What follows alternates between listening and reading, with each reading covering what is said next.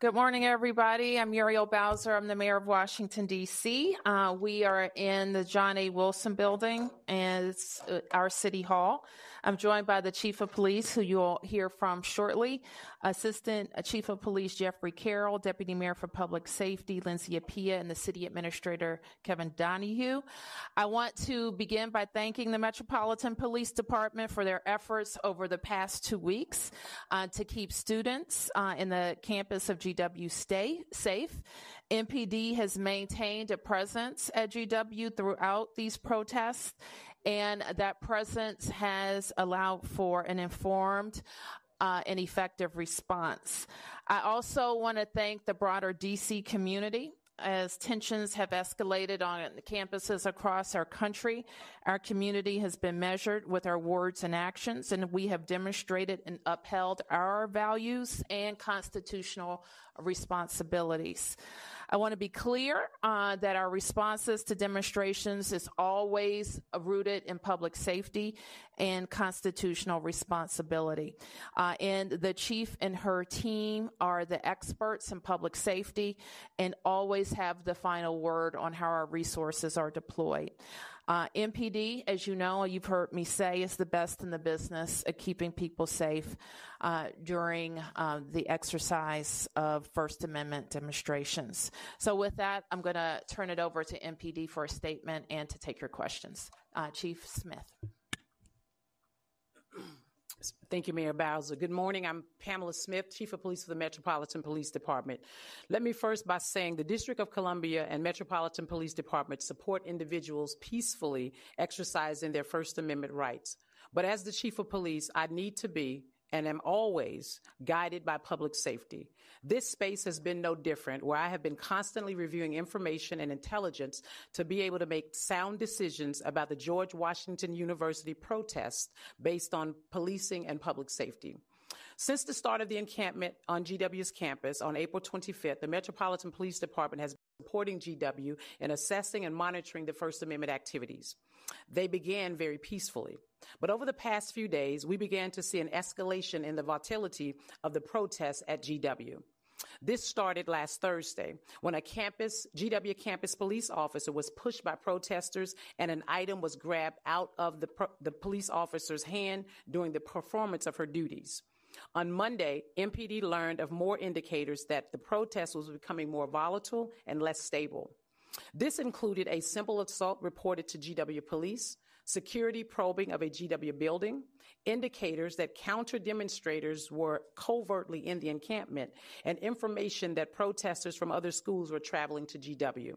In addition, items that could potentially be used for offensive and defensive weapons were being gathered. All of this led to my discussion and conclusion that we needed to change our posture. I briefed Mayor Bowser on Monday, and we began preparing for last night. Our plan included giving warnings, multiple warnings, and clear direction to people inside the encampment to disperse the area. We allowed protesters ample time to leave the area. In total, there were 6 dispersal announcements before our officers took action. Many complied and left the encampment area. Those who did not comply were arrested. A total of 33 arrests were made this morning for charges including unlawful entry, which is often called trespassing in other jurisdictions, and an assault on a police officer. As the encampment was being cleared, additional protesters arrived outside of our perimeter.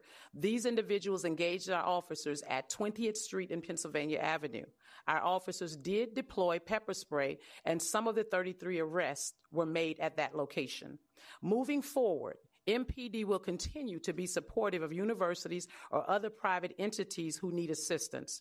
Before I close, I would like to thank the men and women of the Metropolitan Police Department for their professionalism this morning and the service that they've provided to the community over the past 13 days. I'll turn it over to Mayor Bowser now.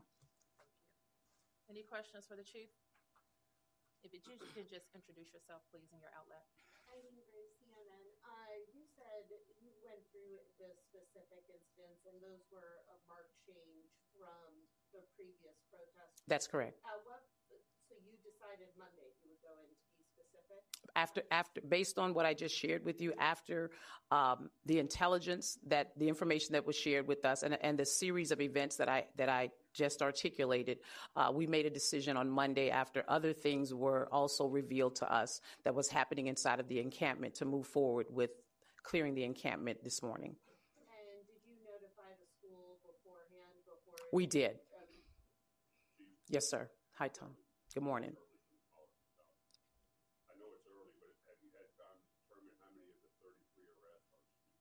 They're still being processed at this time, so we do not know that. But what I will do, Tom, as soon as we get that information, we will share it publicly. Yes, sir. Sir, let me start here, and then I'll get with you, Peter. Yes, sir. Joseph Oma with NBC Washington.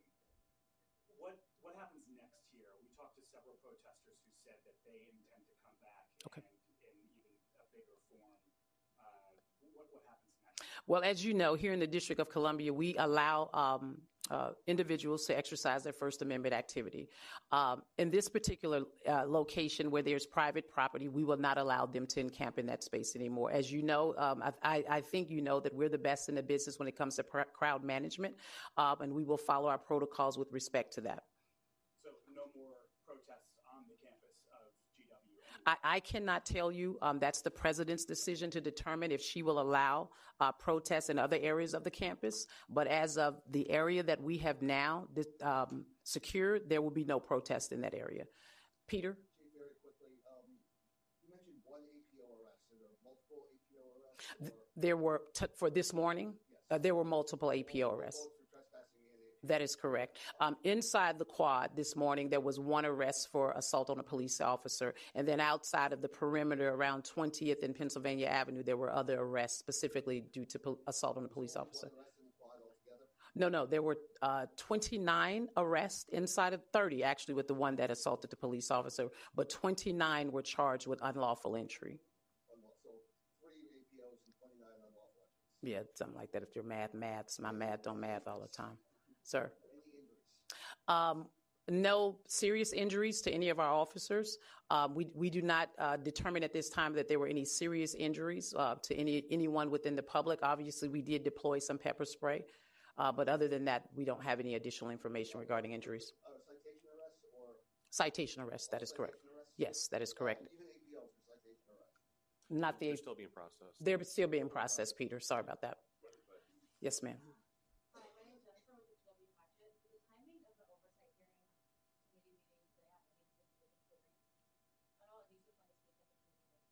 It did not. All of the decisions that I've made is based on public safety.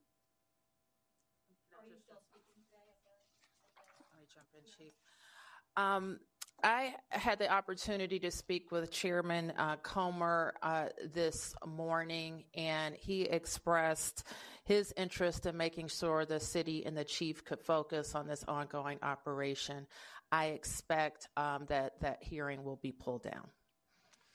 Yes, and then let me get to somebody who hasn't had a chance yet. Yep. Yep. Can you walk through again just the gradual escalation of volatility? What were the elements of that? What's the number? Well, those were the elements. You want to go over them again? Okay. Sure. Good afternoon. Good morning. I'm Jeffery Carroll, the Executive Assistant Chief of the Metropolitan Police Department. As the Mayor and Chief Smith indicated, over the entire encampment period, we've been working very closely with the George Washington University Police Department. And what we've seen is an escalation that really occurred as we moved into Monday, with several incidents that occurred being reported to us either through the GW University Police Department or from observations that we saw ourselves.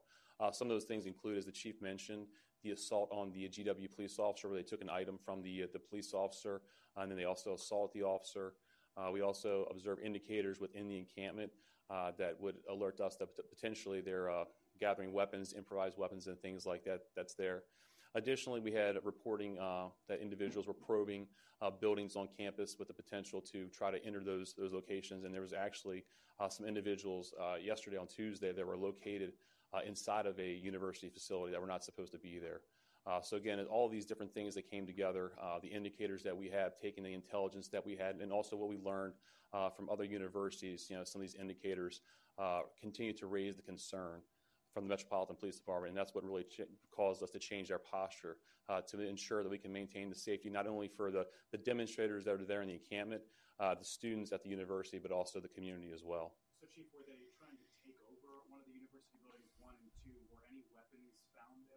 Sure. So right now, the George Washington University, they are still going through the encampment. The intents are still there, and they're working through that to remove them as they are on private property. We do know there was at least 2 probing attempts where individuals were seen, in one instance, casing around the university building. In a second instance, as I indicated, there were 2 individuals that were unauthorized that were located inside of the university, and that was informed to us by the George Washington University Police Department. So again, those are all very concerning indicators, especially what we have observed that has occurred at other universities that necessitate us to take action. Chief, you talked about the arrestment charges. Will students arrested be charged with full extent of law? They'll be charged with the appropriate charges, the unlawful entry charge or the assault on the police officer charge, just like any individual here in the District of Columbia. If they are eligible for citation or release, they will be released on that method. If not, they will appear in front of court with that. And of course, all of those decisions will be made by the United States Attorney's Office as those charges are underneath their purview. You talked about counter demonstrators. One second, please. Instead of waiting till, a lot of people say you waited till the wee hours of the morning to go in and that it was an ambush attack. Why not go in on Monday when the decision was made? Sure. So a couple things about that. Obviously, I'm not going to get into specific tactics of how we respond. However, as we indicated, we do have to take all the information that we have, take that and to evaluate that. Additionally, we have to make sure that we have the appropriate resources, plans in place and coordination before we respond and take action for the safety of everyone involved.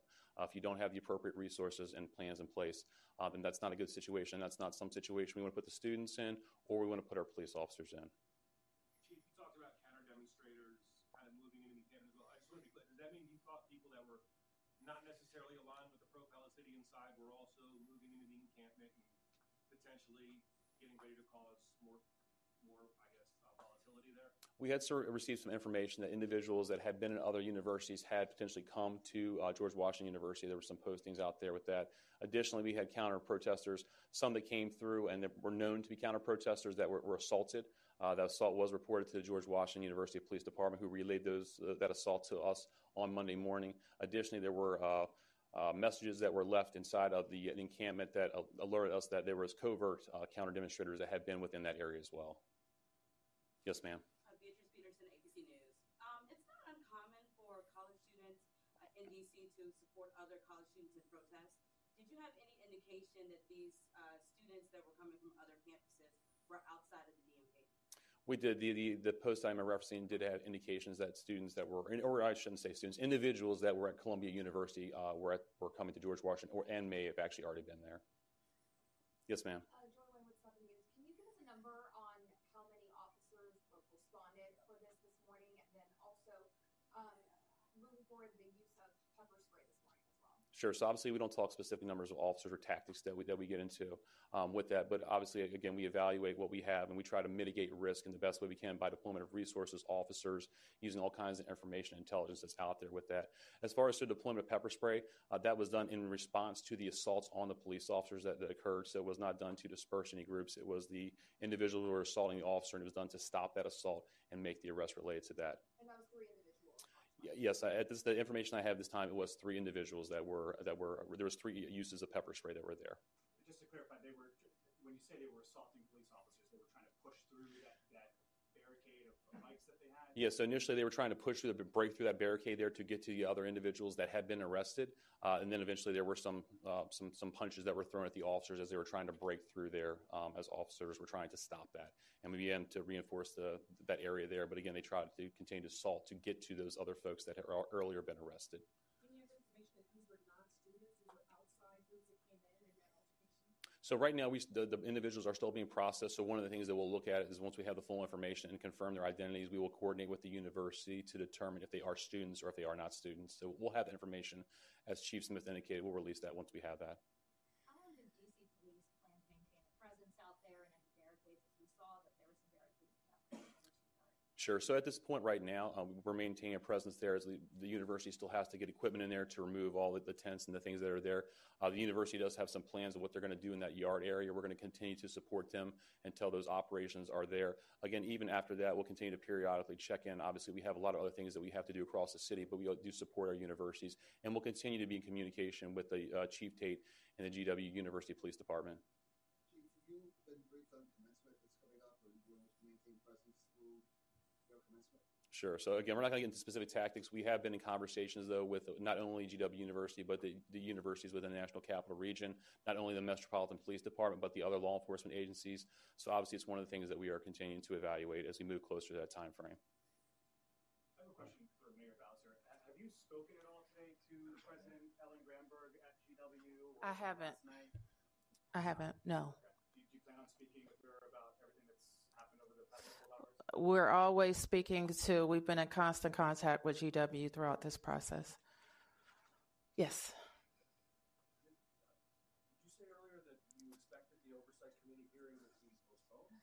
I expect it to be pulled down.